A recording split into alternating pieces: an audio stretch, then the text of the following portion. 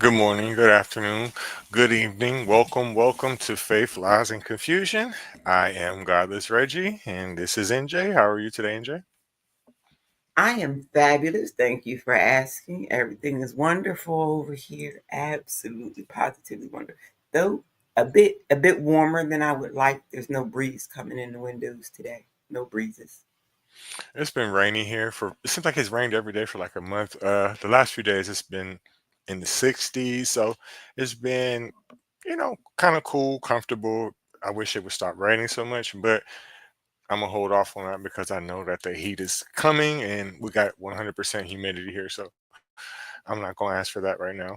But thanks everybody for stopping by. Today's episode is titled The History of Theology. This is a title that I probably took from Chat GPT. Don't tell anybody, but I feel like it's an interesting topic because once you know where it came from, the history of it, you'll know more about it. Now, growing up, I always thought theology meant 100% Christianity. That may or may not be necessarily true. What's your thoughts on that? Uh, my thoughts is a long time ago, I learned that some asshole named Plato. Have you ever heard of Plato? Yes. Yeah, he was an asshole. Anyway, he liked to write down his thoughts because he was able to write. Not everybody had that skill then. So if it was a skill that you weren't using to make money, you did dumb shit with it, like write your thoughts down. And that's what he did. And ever since then, everybody who knows how to write wants to write their thoughts down. And now we call it what is the topic again? Theology? Yes. Theology? Theology? Yeah, the something. The something. Agreed. Especially in those times, knowing now that the average person did not know how to read or write, learning of what a scribe was, which is basically self-explanatory, a person that writes shit or scribbles or writes shit down. Um, Basically, history was kind of dictated off a select group of people because if you don't know what the fuck they write, and how can you even contest if it's true or not? Whatever they say is what it is. So I really don't see how people believe any ancient book because we know that every human being on planet Earth is a liar in one way or the other, right? Especially if pressure is being applied to them. If they're in certain situations, there's no telling what a person will say. So I don't understand it. And think of how many um, quote unquote rulers of the nation could not read and write because they were spoiled brats. They were like, I'm going to be king someday. I don't give a shit. I got people to do this for me. I don't need to know. So if you're a king and you dictating to the scribe what to write, when the scribe reads it back to you, do you know for a fact that that's what they wrote? Do you know that for a fact? You don't know shit. On top of the fact that the average working person, farmer, and all that shit would have no reason to know how to read or write either. So, shit, my grandfather didn't have a reason to know how to read and write. So, How did they get I the just news back then? You when you went down to the market or downtown or whatever, there was some person standing there repeating the same thing over and over and over again. You can stop and hear the whole thing, or you can just catch what you hear on your way by and talk about it later when you get home with the missus, the kids, the grandparents, because everybody lived together. Nobody moved. Nobody. I'm sorry. I'm digressing. Now that think about it, it's common sense to what I'm about to say. Now I see the reason for a preacher. I've never understood why we needed a preacher, but the average person could not fucking read. So how could you know anything about the lore or the Bible or anything like that? How could you know that? And now you understand the big debate about whether or not to have church in the schools. Because now the schools is teaching everybody how to read, but the church ain't really teaching the kids to believe in their imaginary friend, Sky Daddy. Evidently, reading children make different imaginary friends than just a magical man that makes babies on people that don't really want babies, but hey, it's his, so it's magical. I don't know. I don't get it either. I don't get it either. I'm gonna do a little bit of reading on the history of theology and where it came from, its roots. Let's see if I can blow it up a little bit more here. Maybe not. The history of theology is a vast and intricate subject, tracing humanity's attempts to understand the divine, the nature of existence, and the moral order of the universe. It spans across cultures, regions, and time periods, but in general outline, especially from a Western perspective, it can be broken down into key stages. Ancient theology, pre classical to early classical periods. Mythological roots. Early theology is deeply tied to mythology, where gods and spiritual forces explain natural phenomena and societal norms. Examples: ancient Mesopotamian, Egyptian, Greek, and Hindu traditions all had complex theologies embedded in stories. Philosophical theology, which was between 800 and 200 BCE, thinkers began abstracting the divine from myth, questioning what God is. Notable figures, as NJ mentioned before, Plato and Aristotle, Greece, discussed the nature of the divine in philosophical terms. Up in Upanishad, India introduced the idea of Brahman, the unchanging reality behind all things. Zoroaster, Persia, taught dualism between good and evil gods, Ahura Mazda versus Angra Mainyu. Classical theologies of major world religions, Judaism, evolved from Hebrew tribal religions into a monotheistic system. Key developments: the Torah, prophetic writings, and rabbinical theology, Mishnah and Talmud. Christianity began in the first century CE with Jesus and his followers. Church fathers like Augustine, Origen, and Athanasius shaped doctrines such as the Trinity, original sin, and grace. Councils: Nicaea and Chalcedon established orthodoxy. For example, Islam, founded in the 7th century CE by Muhammad. Theology, theology centers on Tawhid, oneness of God, prophecy, and the Quran. Schools of thought: Ash'ari, Mutazilite, Sufi, mysticism, Shia theology. Medieval theology from 500 to 1500 CE.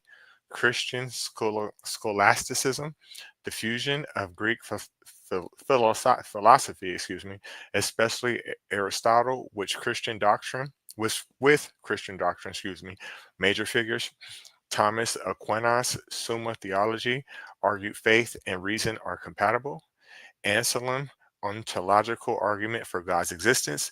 Theology dominated universities and intellectual life. Islamic Golden Age. Thinkers like Al Ghazali and Avicenna, Ibn Sina, and Averroes Ibn Rushd debated reasons versus revelation. Sufism developed as more mystical theological path. Jewish philosophy and mysticism. Thinkers like Maimonides, rational theology, and Kabbalist mythical interpretations of the Torah. Reformation in early modern theology, 1500 to the 1700s. Protestant Reformation, initiated by Martin Luther, John Calvin, and others. Key sola scripture, justification by faith, critique of church authority, Catholic counter Reformation, Council of Trent affirmed Catholic doctrine, the rise of the Jesuits in theologically and education, Enlightenment critique. Theology began to face philosophical challenges from rationalism, deism, and scientific discovery. Figures like Spinoza, Voltaire, and Kant critiqued traditional theologies. 5. Modern and contemporary theology, 1800 to the present. In the 19th century, liberal theology emphasized ethics, human reason, and historical criticism. Fundamentalism reacted by affirming inerrancy of scripture and traditional beliefs. In the 20th century, neo orthodoxy returned to biblical foundations after World War I/World War II. Existential theology emphasized human freedom and responsibility. Liberation theology emerged in Latin America, emphasized justice and the poor. Feminist, black, and post colonial theologies challenged dominant Eurocentric theological paradigms. In the 21st century, interfaith dialogue and comparative theology growing, theology interacting with AI, climate change, global ethics, continued debates over inclusivity, LGBTQ plus issues, secularism, and globalization. In conclusion, the history of theology is both a reflection of and a response to human culture, ethics, and existential questions. It constantly evolves, whether through tradition, reform, or dialogue with science and modernity, trying to articulate meaning in a changing world. So, I agree with most of what I read, especially that last part when we talk about the conclusion. I think it's based on cultural norms. They change as time goes on. Um, I think that's a very fair assessment. Some may have been left out, but from the beginning part when I was reading, if you think about it, we've done episodes about what I'm about to say, like Zoroastrianism and things like that. You can see where Christianity takes a lot of its roots from. Yep, yep. Did you know that our new American Pope, before he was Pope, and he The could current vote one? like every other American? Yes. And he could vote like every other American. You know, he voted GOP twice anyway. And No, I wasn't but aware you'll of be that. happy to know that our vice president and the Rubios, they have already gone to visit the new Pope over there at the Vatican. Now, mind you, he just left the Americas. They've met in the Americas before. The Rubios and the Vances have met this man in the Americas before, but they just use taxpayer dollars to go say hi to him at the Vatican again. Right. You could have seen him here. My question to all that is I wonder, because I don't know, I don't really know a lot about Catholicism, because I guess that's what we're speaking about. But to be the Pope, do you have to speak Latin? I thought it was a requirement, but evidently, if you're from the Americas and you are taught English, only English, well articulated English on top of that, um, you don't have to. That's strange. It seemed like that would be a requirement. I just thought of that in my mind. I don't know why, but it would seem like only right. Maybe because I know a little bit about Islam now, how you have to know it. Yeah, But their book is evidently you significantly can shorter. kind of treat it like what's that holiday that they give Jewish children around 13? I think it's 13. But anyway, there's this party that they Bar have, mitzvah. and they have thank you, and they have to repeat some words in their original language. And slowly but surely, due to the American school system, a lot of children have gotten around that, and they just say it in English. They just say it in English. I never knew that, but that sounds about right. That sounds about right. So I'm gonna play a few videos here about the history. Give me one moment here.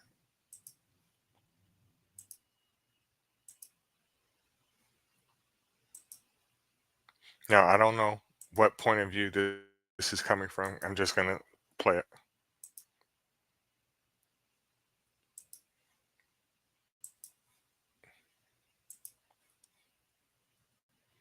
These are people perspectives as well, so I don't want to make this as if it's factual or not. So I'll just listen to what they're saying.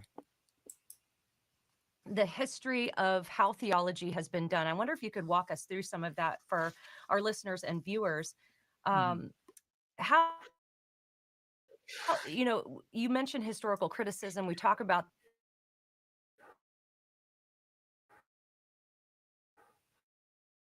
that quite a bit on the podcast. Maybe historical criticism played in changing that. Yeah, that's great. So I already mentioned that you see biblical theology already in the Bible, where basically the New Testament authors in particular would show the fulfillment of messianic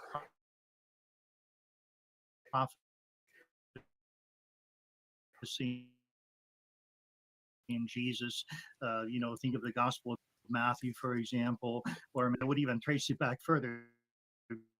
Jesus had already engaged biblical theology, where he cited a lot of those same passages that Peter and Paul and John later pick up on. So it goes right back to the source.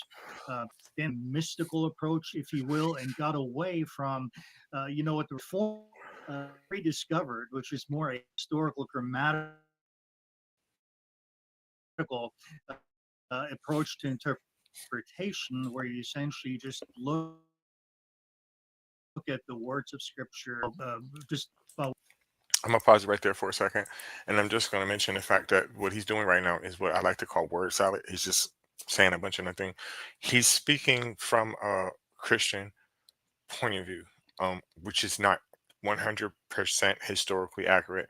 As I previously mentioned, as I was reading, the timeline of theology predates the birth of Jesus. So what he's doing is he's kind of doing pseudo history or pseudoscience. That's not 100% true what he's saying. He's speaking from a very Christian point of view.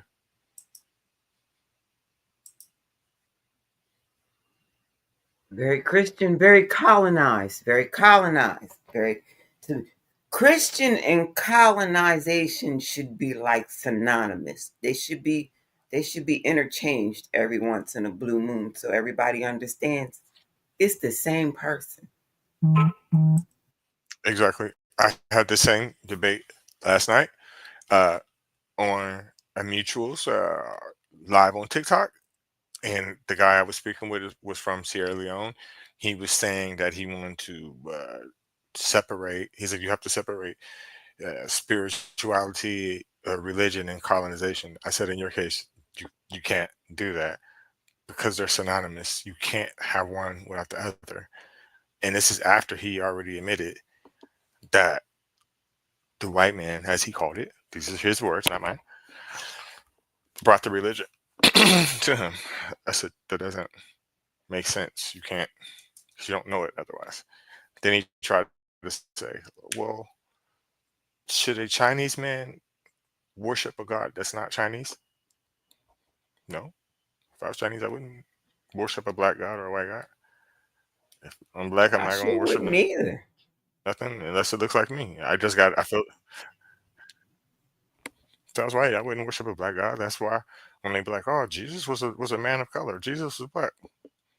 You don't really believe that. Not for real. And and You're and just saying that and just not to get only that, more customers. that makes me not like your story even more. If you make him a black man, now I really don't like your damn story. Right. Because I It didn't makes it like the story less when it was a white guy. What makes you think I'm gonna like it when it's a black guy? right. Make it make None of sense. them are believable. Don't that don't make no sense. I mean, I'm with you, or or whoever, if they are making a claim that a person that was from Israel, as we know today, or Jerusalem, as we know today, if we're talking about in those times, I will agree that more than likely he wouldn't have been white. But that doesn't mean black. There's all kinds of different people. The world is not just Right, black and white. It's not like that. right, Never has been. exactly. And when you figure out how Greek society came together to call themselves Greek, you realize that just like the Americas, you're going to have every shade of the rainbow of complexion in that region. And then that region decided, hey, we want to go over to this region and put ourselves in the royal line of succession. How do we go about doing that? Oh, I just gotta take this person here, call him my bride, and get a baby by him, and now my family is in the royal line of succession. Bet, bet, bet, bet. Now, now that my offspring is in the royal line of succession, I'm gonna kill off everybody else's lines of succession. So mine is the only option. Right. I definitely agree with you about the Greek situation. I think the proper term from anybody in that surrounding area should just be Mediterranean because they're all a mixture of the same thing. No different than when we look at people from the Americas, right? Especially if we're talking about like the Caribbeans, South Americans, and North Americans. Okay, one may be a little bit more of a mixture of something else, but it's still the same fucking ingredients. Still the same ingredients. Everybody over here, Some sperm got to an egg. They came together in a fusion manner. The gene said, hey, we work well together. mhm, Let's turn into a kid. The incubator, it kept it. It grew for 9 months. The incubator then pushed it out, and voila, it's a yeah, kid. It's not a and different that's it. species. It's not a different name brand. It's just a kid. It's just a kid. Hmm. Yep, sure is. May look a little bit different, just a little bit, but that's Different. just a little bit, just a little bit. But I usually find that most of them take the mother or the father, whose ever side of the family had the better gene pool to pull from. Because That's it. only the best genes survive. So I'm told. Now, if your child is born with some kind of normality, uh, I guess what would be considered a defect. I don't like the term, but that's what it says in the medical books. If your child is born with that, it wasn't because the genetics was off. It just happens sometimes. It just happens. Right, It just happens. right. It could have came from the great grandpappy side somewhere, so you never know. That's why Just when because I hear just because it happened with that kid don't mean it's gonna happen with the next kid. And the beautiful thing is you ain't gotta make the next kid with the same genetics. You can choose especially nowadays. differently. Yep. Well, technically you always could. It's just that now that they can prove that you did that. So, it's called DNA. And Hmm. fathers have been in love with it ever since it came out. Like I'm gonna prove I ain't the daddy, and damn it, they was the daddy. Now some of them wasn't, and then women, well, they get what they deserve. I don't think they getting enough, to be honest with you, but that's just my own opinion. That's my personal opinion. Ain't got nothing to do with me. That's between the gene pools. Dana or Dina. There you go.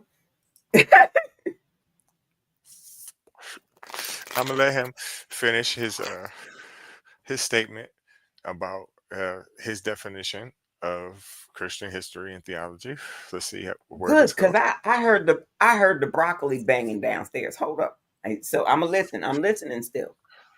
Okay. A way of natural reading. The Reformation also had a very important principle called scripture interpreting scripture. And so Mhm. for coherence, and it looked for ways in which the Bible different books of the Bible mutually inform each other. Uh, and then, at the time as the Reformation, you also had the development of the Enlightenment. And there you saw the critical thinking applied uh, to the study of the books of Scripture. Uh,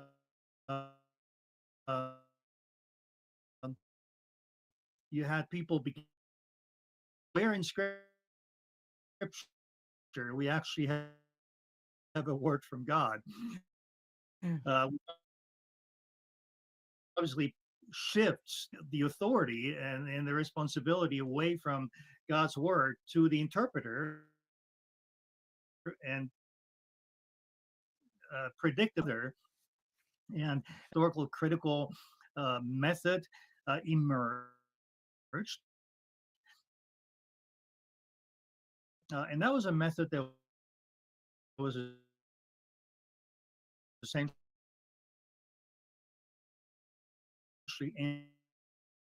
anti-supernatural, basically disparaging miracles, including Christian heresy that basically cut off Is this playing smoothly for you? Because it is not playing Christianity smoothly completely for from me. the Old Testament. So again, you see how antithetical that is to the New Testament writers themselves, who ground Jesus's divinity and the messianic identity in Old Testament messianic prophecy. So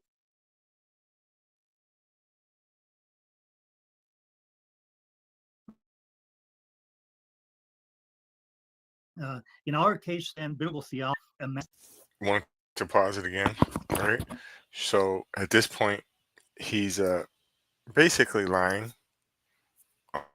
Um, he's misinterpreting the scripture.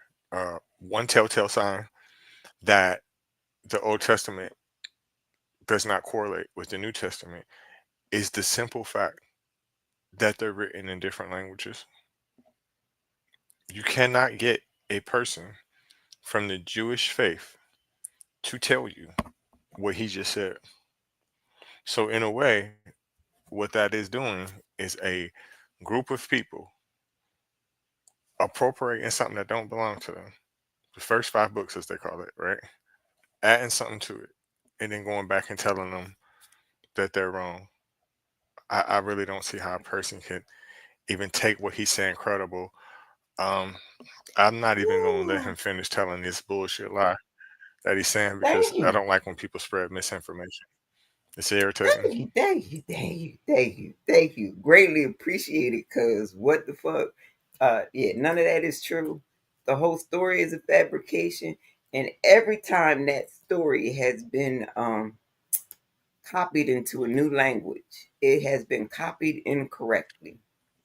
Every single last time. Every time. Sometimes you gain a plural, sometimes you lose a plural. Sometimes for whatever reason, they be like, well, there's no one word that exactly matches it in that language. Well, then use 5 words in that language to interpret it correctly. Don't just make up a new word, giving it a whole new Right. meaning. Well, they don't go with each other. They don't. The Torah does not go with the New Testament. They contradict each other in so many different ways. Their names contradict each other. When I hear that Isaiah story, I mean, it's from the book of Isaiah, but the Emmanuel story, that's the biggest stretch, I think, in the whole Bible to make them be the same person because they're not in no With no way. And woman in sight. No woman. I love how all these men are doing these amazing uh, book inspiring things, and they don't need no women, just a spirit and a sky daddy and a mission. man, it's crazy because I mean, you can make the claim that his name wasn't Jesus, it was Yeshua, Jeshua, whatever. But what about Manuel? It's not the same person. You can keep changing the name. Like, okay, like how about when you go down these long family lines and it's got like 29 Pauls. Paul the first, Paul the second, Paul the fourth and fifth. they existed, but we skip them, and then we go straight to Paul the 8th, and then we go to Paul the 26th. Are they all the same Paul? Nope. But do they get written in the story as one person? Yup. No, no, they're Well, definitely I not don't really the mean same Paul, Paul, and but especially if we're talking in terms.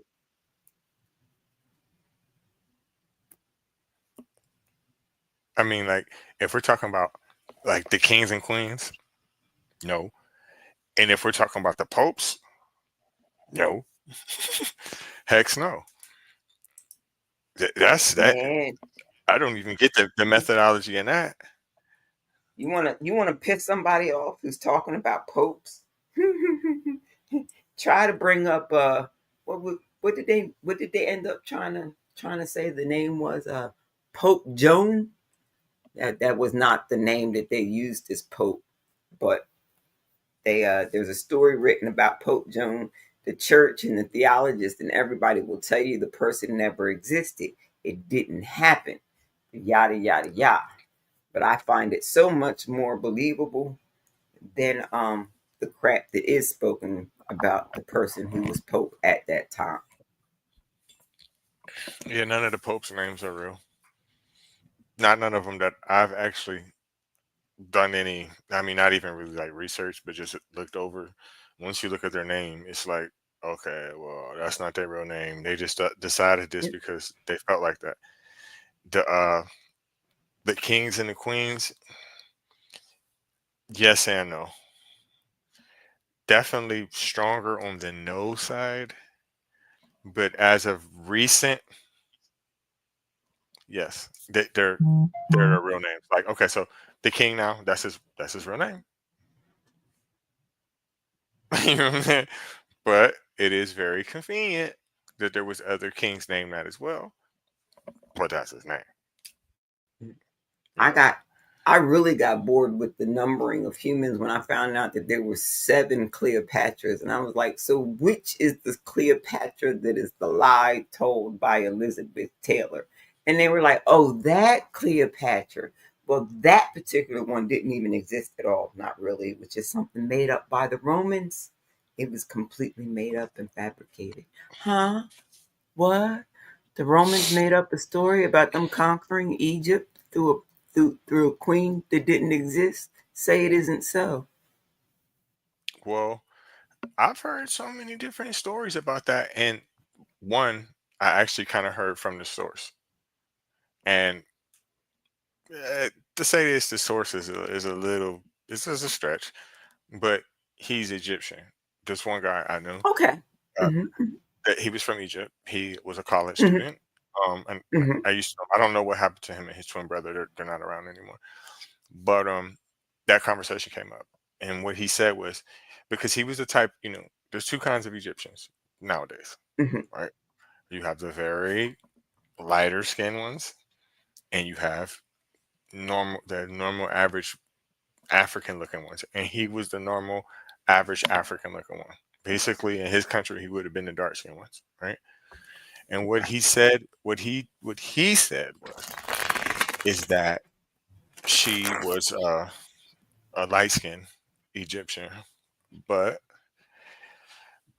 I don't know if I believe him. And the reason why I don't know if I believe him is because um the time frame we're talking about, I don't know if the same type of light skinned Egyptian would have existed in those days. I'm not sure. I don't know. And I also don't believe him because I feel like he's coming from a biased point of view. And the The reason biasness is I wouldn't his believe religion. him is His religion. That's show why I don't me believe him. the book that shows whom she was born to, because she cannot rule unless they can show that she was born to a qualifying mother to be amongst the rulers. Right. I've heard that she was Greek. She was. Right. but see, The Ptolemies were all Greek. They were inbred in Greek.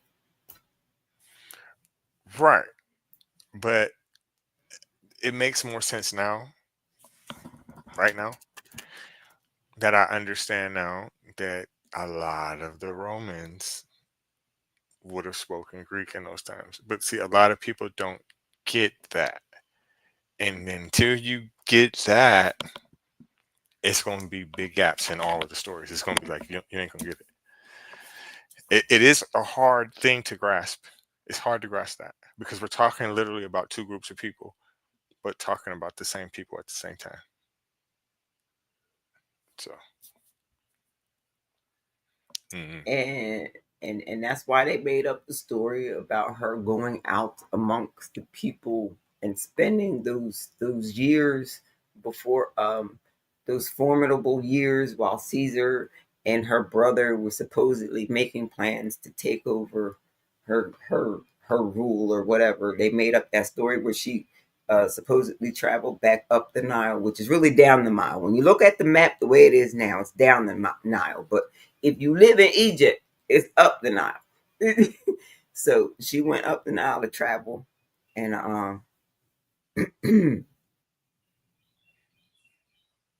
and according to the story, did all this, mixing with the people and learning the studies of the greats and yada yada yada. It sounds to me like she was in high school and college. That's what it sounds like to me.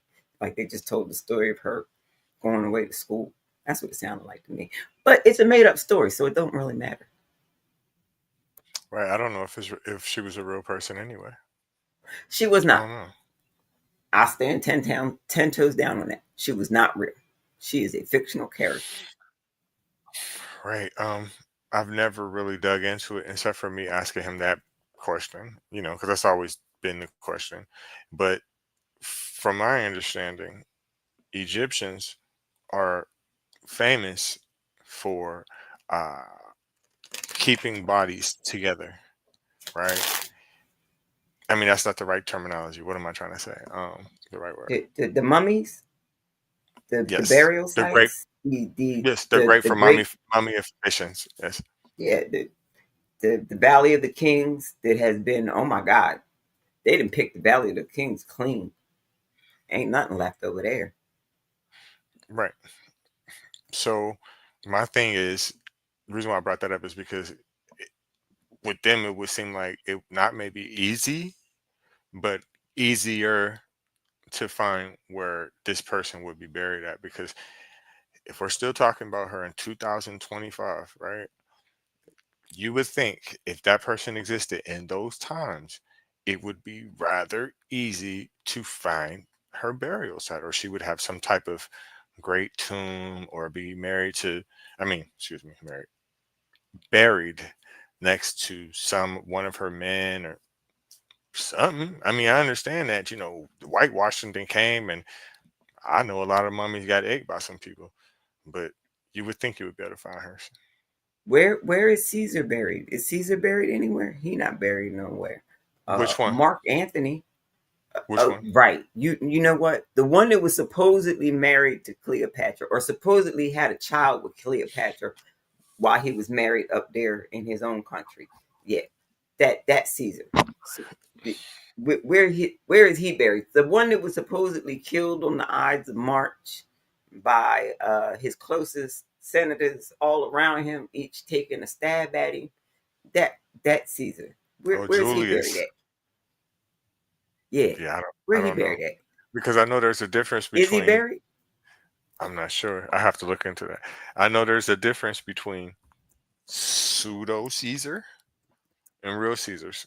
There's a difference because there's Caesars that are mentioned biblically that you can't correlate to reality, and then there are Caesars that you can, because that just means it. I mean, excuse me, I don't want to say the wrong thing, but I know it's just a title, just like Christ in Latin is just a title. My It's Christ, favorite title Christo. is Satan.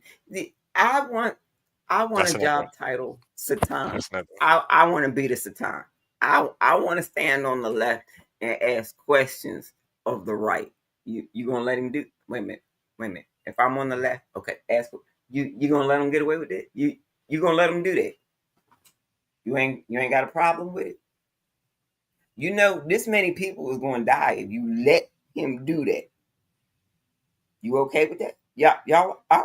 Hey, that's my job at the time. I asked the question. They said they was good. Let me go record it in the book. That's my job. I'm just gonna sit here and record what these dumb motherfuckers did. I asked the questions. These are the answers they gave. The both of us are making like joke and playing about this, but anybody that watches this ever, especially if you are a believer, right? What I want you to do is, what's the right word? What's the etymology? That's the right word. Look at the etymology of every word. I just learned to do that maybe about 6 months ago to a year. Just trace the roots of the word is what it means, right? Where did it come from? And what does it really mean in its original sense? And once you start to do that, a lot of stories in life will fucking crumble. They will crumble. Like, for example, I'm saying some of the shit that I'm telling you to do. Like, I didn't always know that Christ was a title. I didn't always know that there was 9 of them. I didn't always know that Caesar was just a title. I used to really think that these was these people's fucking last names, especially hardcore on the Caesar. The Jesus part I kind of knew because when you say the Christ, that kind of gives it away. That's just using your brain, critical thinking, right? But honestly, I thought Julius Caesar was a motherfucker. You know what I'm saying? I thought them damn, no, you better stay away from them Caesar shit. They become the king and they make pizza. I didn't know. I ain't know that dumb shit. You know what I'm saying? And with every word, you should always do that because it will unlock so many doors for you. Yep, yep. I was doing that. I was doing that for fun in the library while my mom was doing her studies. I was a bored kid. I was bored. I had just learned how to read. Who knew it was going to come in handy someday? Hmm. But it started because I was bored at the library with my mom while she was trying to get that certificate that said we was allowed to make big money. I never thought like that when I was a kid. I do now, and not even because of so much as religion, even though I just said I started doing that about 6 months ago with this, and that's true. But my process was from something else, right? Because I'm attempting to learn Spanish, right?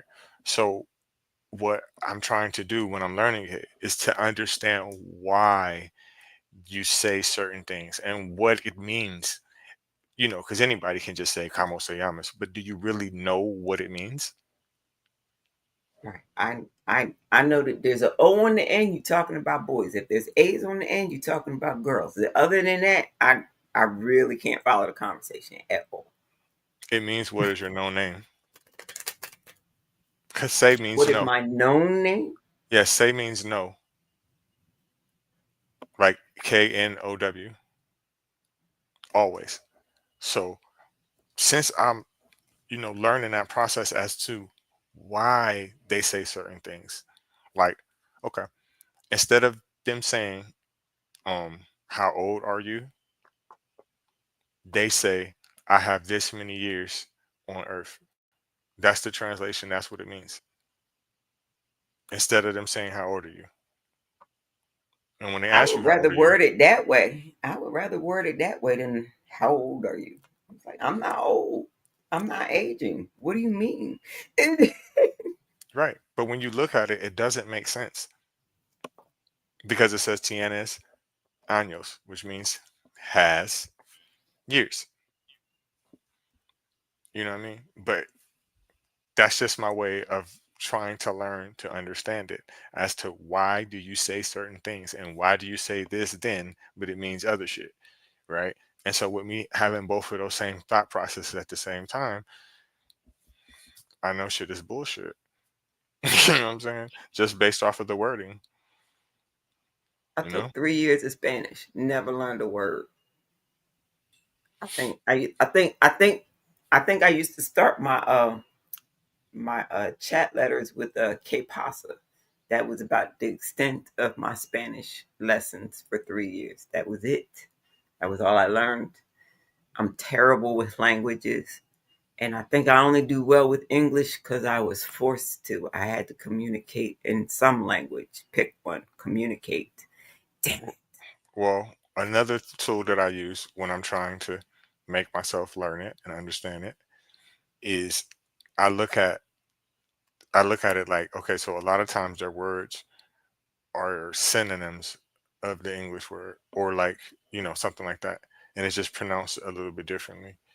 So I try to do that and figure out what the synonym of it is. And a lot of times that's what it is.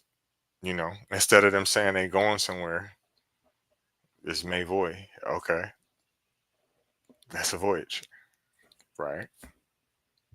I look up the etymology of words, and as soon as I see things like from the Greek language, oops, I don't like that word. Let's find a synonym for it. Another word I like better. And then it's like from the Latin word. Okay, it's from Latin. That works for me because almost all languages, I said almost all, yeah, are based in Latin. Guess what? The only one that's not is Greek, and that doesn't make any sense to me. Guess what? You know how you just said that you don't get not one word of Spanish? Yes, you do. You just said you do. I don't know if you realize that. When you said, okay, No, when you I look up, didn't. when you said about, okay, well, it's based in Latin, that's the same fucking thing. It's the same thing. Because Okay. their language is based in it. The only reason why it's not flat out Latin is because of the Moors. That's the only reason why it's not. Italian too. Greek, I don't know why. To your point, I don't know why. Because it's right fucking there. Strange, right? Me either. I'm gonna read a little bit and maybe play another little video. Hopefully it's not pseudo. And I'm gonna get out of here. I'm hungry. Me too.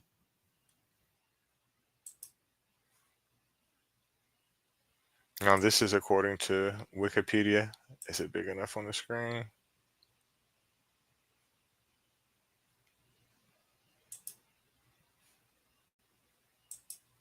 Okay. The history of theology.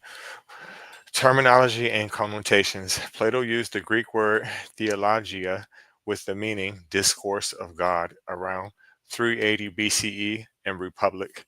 The Latin author Boethius, writing in the early 6th century, used theologia to denote a subdivision of philosophy as a subject of academic study, dealing with the motionless, incorporeal reality as opposed by physica, which deals with corpor- corporeal moving realites.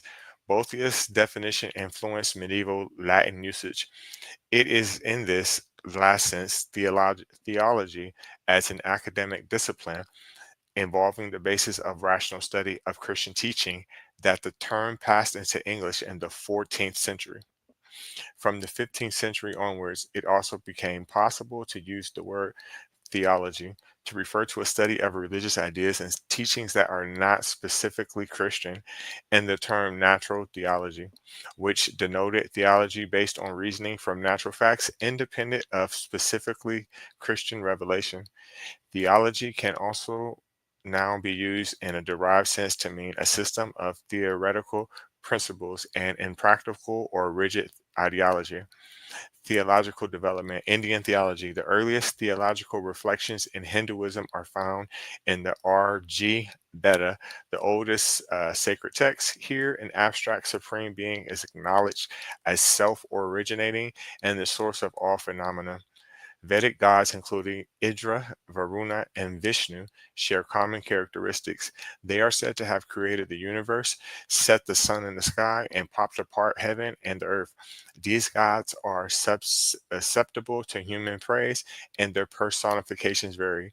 Hindu theology embraces pantheism, believing the supreme soul, Parnama, both transcend and pervades the universe. This underlying principle unifies the diverse pantheon of gods and goddesses.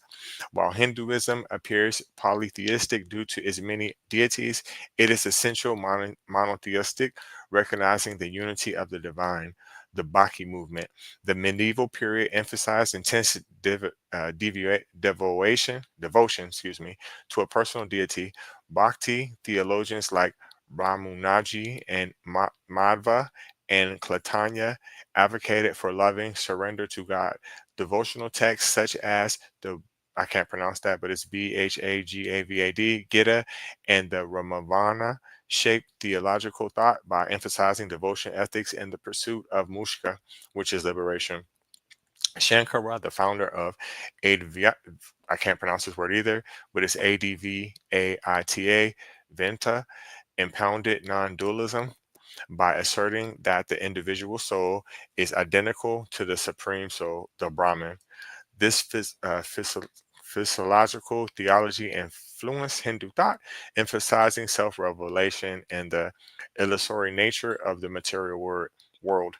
In contemporary Hinduism, theologians engage with issues like social justice, environmental ethics, and interfaith dialogue. Theological reflection continues to evolve, drawing from ancient texts, philosophical traditions, and the lived experiences of practitioners. Christian theology. Christian theology and scholastics of the Middle Age regarded as the queen of sciences. The 16th century Protestant Reformation and the spirit of Renaissance humanism paid great attention to the study of biblical texts, accompanied by outbursts of popular theology and personal religious fever. Recent Christian theological movements included liberation theology, liberal theology, and fundamentalism. Islamic theology from the 19th century onward, Islamic theology adapted to changing contexts. Scholars in Arab countries like Turkey, Iran, India, Central Asia, and Indonesia explored diverse theological perspectives. Modern theologians grapple with issues like secularism, pluralism, and the capability of Islamic teachings with contemporary life. I think that sums it up pretty well. That was a great explanation. Normally, when I read stuff from ChatGPT, it's a little bit better, but Wikipedia, I'm going to have to give you 4 stars for that explanation. It was brief and very informative. I think Wikipedia is slowly but surely being rewritten by ChatGPT, but that's just my opinion. Maybe because they wrapped that up quite well. Usually it's long and drawn out and a bunch of BS, but it wasn't that bad on that one. I have That's a one good more thing. video. It's only it's only 2 minutes long. I'm gonna play it, and that's gonna be it. I gotta go to the bathroom anyway. So give me a second.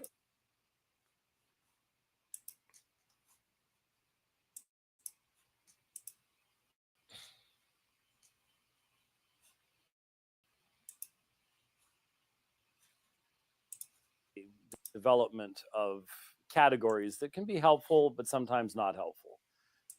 We have biblical theology, we have systematic theology, we have historical theology. And these, unfortunately, in many seminaries have become disciplines unto themselves. And in the past, there was would recognize that you could study theology as it comes to us from the pages of Scripture. You could study it as it was understood by um, ancient writers like Augustine or Tertullian, or whoever. But now in the modern period, you make these distinctions, and basically what you're talking about historical theology, you're talking about the analysis of the theological positions of those who come before us, without really a necessary assertion that what they believed has a whole lot to do with what we should believe. The idea of continuity of the church or the ability to learn from those who came before us. Historical theology very often takes a cold and sterile approach rather than a really passionate one. And so I believe that biblical theology is the foundational recognition of what Scripture teaches, and then you put that together that creates your systematic theology. And then as that has been honed and debated, argued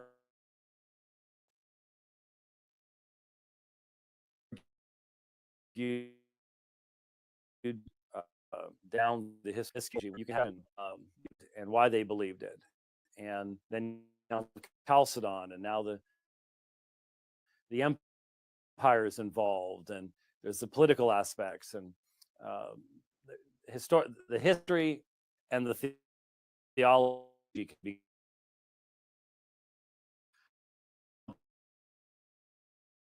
at a point in time, and to plumb type of stuff.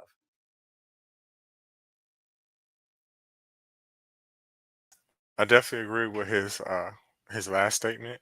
What I don't agree with was like when he was like, well, at the Council of Nicaea, why they believe what they believe. I don't think that they believed the shit. Not the people that were making the call. You couldn't have known what you known in 300 AD about the history of it, especially when we talk about Papias and Irenaeus and Plato and some of the other people. Well, I don't even think Plato might not even have been alive during those time. I don't know. Don't that might not be true. But the other two people were. So you couldn't have believed it. They didn't believe it, but it was like, you ever been strong armed by somebody? It was like, we need you to stop persecuting us because we believe it. And it's like, we really don't give a fuck that you believe it. We just need you to stop trying to convince everybody else that they have to believe it.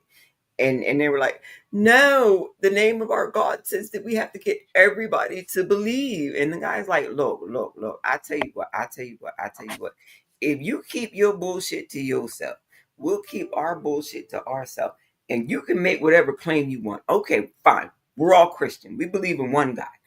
Wonderful. Now will you stop being assholes in my towns? Will you stop fucking up our trade routes in our towns? If we agree to saying this, yes, we will leave you be in your commerce if you let us spread the word about our one God. Great. Perfect. We can all agree to that. One God.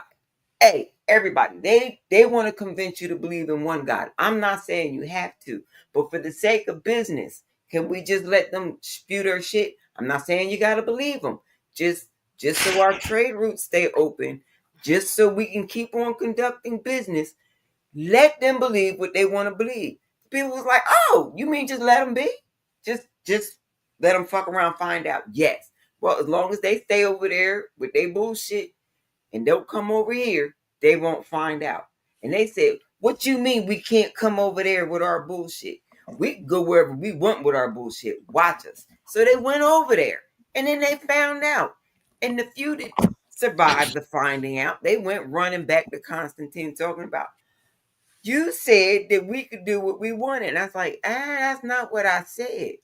I said we won't fuck with you if you don't fuck with us. You went over there and fucked with them. I'm not in it, dog. You found out. Right. Basically, it was a political statement, right? It was all about politics. It would be no different than you know, the North and South situation here. It was more of a political thing. Like, Abraham Lincoln didn't give a fuck. He didn't care. He didn't He was like, care. if I could do this without freeing a single slave, I would. Hmm. And he tried. And even after they was free, it took them how long to free them all? Like they needed real troops. Somebody had to agree to join the military of the newly formed United States. They put on the uniform and ride from town to town to town, plantation to plantation, saying, hey, we know that they're not going to tell you, but you free, you can leave. And they said, what? We can leave? Oh man, we out. They went inside, they packed their shit up, and they like, we out of here. And people was like, I don't know Where if are we y'all know going? this, but right, we own this shit. Like, this was ours before this white guy moved in, put up his big house he calls a plantation, and said we all belong to him. This was our shit before it was in. So really, Massa need to go. And it was like, you know what? You got a good point. And you know what them same soldiers did? Them same soldiers that just came in and told them that they was free. They said, hey, I didn't say you could kick out white folk. I didn't tell you that you could tell white folk to get off the land. That's not what I said. I said you's free. You can leave. I didn't say you could put out the white folk. It's like, but this is my daddy's land. This land belonged to me before this white man came along with a piece of paper from a king that I ain't never met, saying that they now own it and we belong to him and got to keep working the land in his name. What you mean? And the soldiers is like, look, I got orders to tell you that you free, and I got orders to not let y'all touch the white people. Those are my two prime directives. I ain't got no problem killing you to pull off both prime directives at the same time. You free, but you can still die. Which one you want to do? So then the soldiers leave, and the black people get together. They start talking about it. They start thinking about it. They start making their plans. And then them slave catchers then put on a sheriff's badge and say, "You still not leaving, and you're gonna keep on working the land." And this white family up here in the big house, they're gonna keep on making all the profit. Ain't nothing changed. And you owe them. That's where the term sharecropper came from. It's a trick. Like Roots illustrated it very well. Right? And you can get mad at the author and you can tell all the different stories you want about the author, but the point of the whole gosh darn story was, this is how you got hoodwinked. What you gonna do to get it back? And we all said, nothing, sir, boss, nothing. We ain't gonna do nonsense. We like master's way. Matter of fact, we always wants to be the new master. We always wants to be in the big house. We's all wants to be master up in the big house. We's gonna come back and we're gonna pay master's offspring for the big house. We now gonna pay for the land. We owned it, but now we're gonna pay master to get back what we already own. That master never paid us for in the first place. And we done worked it for him for 400 years. But we're gonna buy it off of him, right? Because that's what the good book says we should do.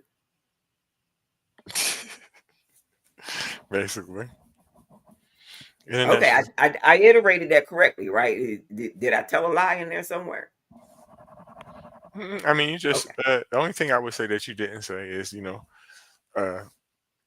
like I was saying about the sharecropper shit, So that's how. A quick history: when a lot of them did try to leave from working from them fucking fields from the south, a lot of them got arrested, locked up, went to prison, worked for free, because the North was calling black people up there to rip them off too, right? To work up here for coal, steel primarily. That's how my family got up here, steel. And that's why you tend to notice, not always, but a lot of times you got Michigan, Ohio, Indiana, with most of the car places. That's where they mostly were at. And Because they found themselves in company towns, Mhm, under company rules, with mhm. company credit.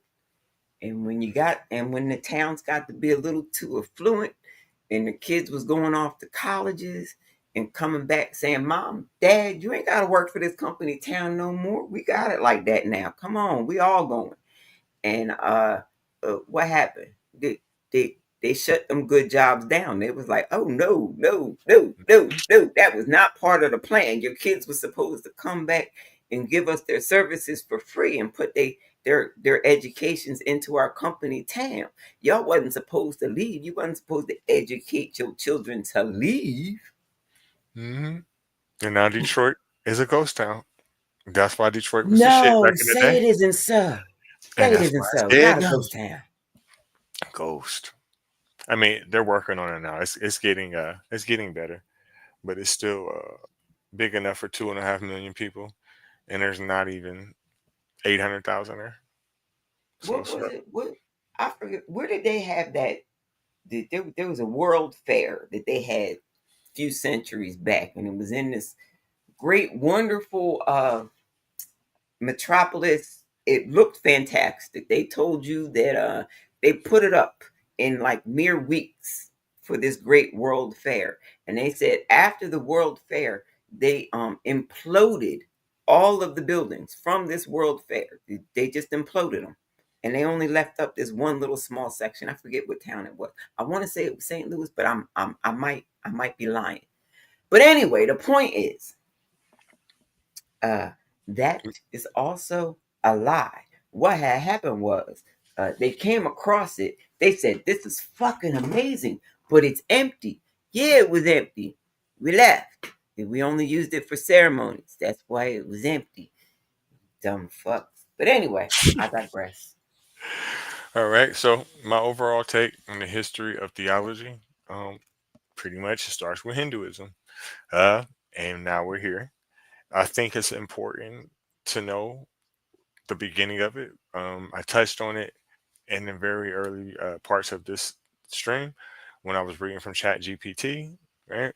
If you read about Brahman and Vishnu, things like that, that's where Christianity got some of its ideas from. I'm not going to say all because that's not true. But some of his ideas definitely it came from that.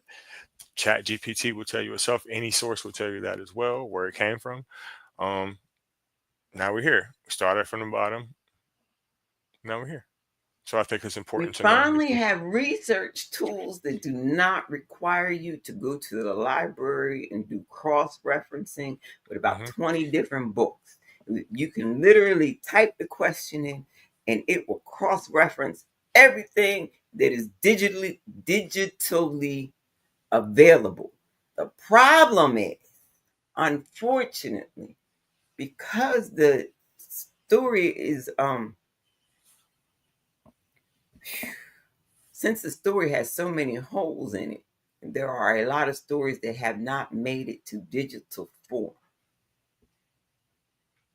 That's how they're able to keep on lying with the narrative. I agree. But another thing you can do too is, if you are the type of person that wants to cross reference it yourself, another tool that we have, which would be significantly better than in the times you were referencing to about, sitting there with different books and shit in the library, you can easily just pull up several different tabs on the screen, do, do, do, do, do, and just keep looking back and forth. So I could understand even more in depth at this point how a person that would, I say, grew up in the 50s, grew up in the 60s, grew up in the 40s, how they would be 100% ignorant on all religions and would just believe what their parents said, besides the fact that it was very acceptable to beat your children, for lack of better words, um, and things like that. So you really had no way of referencing this. I mean, you probably could have went to the library and found some of this information. Maybe they Only probably would. certain libraries, Hmm. only certain libraries would be able to go that extensive into the research. Exactly, and you would have to be from a certain ethnic group to access this. Black people's libraries, I'm pretty sure there's no fucking way that they would have this kind of information. I know Do they you would. know how many good libraries had a black section? Like it was like especially in the north. I can't speak for the south, but especially in the north, they had this habit of we don't do that segregation thing, but they literally had like black sections in the library, like where they put picture books, non-informational books, how to cook, how to clean, how to be a good porter, how to make money and reinvest it into the assholes stealing your land away from you. Books like that. That was the books in the black section. The cross referencing book that would have told them the whole history of the bullshit and how they shouldn't be trying to be a part of the bullshit. Yeah, that was over there in the Caucasian section where you couldn't read it. You couldn't walk over there. You couldn't even touch those books. You couldn't even be in that area. Right. I get what you're saying because up north it would be different. So from my perspective, well, it's not my perspective. I'm lying. From my mother's perspective and her mother's perspective, see, they're from the south. They from south of the Mason Dixie line, right? So my point would be that the type of experience that you're talking about is not even available, right? You can't even go in a white person's library. You can't do that. You have certain places you can go and certain places they go. So in the South, the library that you go to is specifically geared toward you, and you bet not get caught in a white person's library under no circumstance. So So you mean that Esteem in Hidden Figures, where she stole the book out the white people's library, that wouldn't happen for real? no, it would have happened. But what I'm saying is that okay. So this is what I'm saying. My grandmother only graduated when she graduated high school. She graduated in 11th grade. You see what I'm saying? My mom went to both. My mom went to segregated schools, and my mom also went to integrated schools. And she told me that there was a significant difference. Right, the education was different. My mom, even my mom, that just passed away last year, she said the first school she went to it was one house school. Right, everybody, no matter how fucking old you was in the same goddamn class. So what I'm saying is that this information in the libraries that they were allowed to go to wasn't there for sure. If you had one, I can't ask her about the library now, but I'm gonna ask my aunts. Like, did y'all even have a library growing up? And where was it at? Because I know they had to went to segregated schools too, because they my grandma's sisters. So And now you know why everybody knows the Bible, because there was one book in the house that everybody learned how to read from. man, I just thought of That's how something. you learn. That's how you learn to enunciate, Oh, pronounce. I just thought of something. You know, I'm not even gonna say it online. I ain't gonna give it to him. When we soon as we get off, I'm gonna have to tell you something. But I want to thank everybody for stopping by. Thank you again, NJ. Your input is definitely always valuable and appreciated. Catch us again next week around church time, around noon, on Faith, Lies, and Confusion. Um, I possibly will be coming back to you again here on Wednesday on AAA Podcast Sports, or Thursday, depending on what time the guys want to go on. If not, again, catch me here again. I want to thank everybody for taking their time out for stopping by. Enjoy the rest of your weekend and good night. Bye.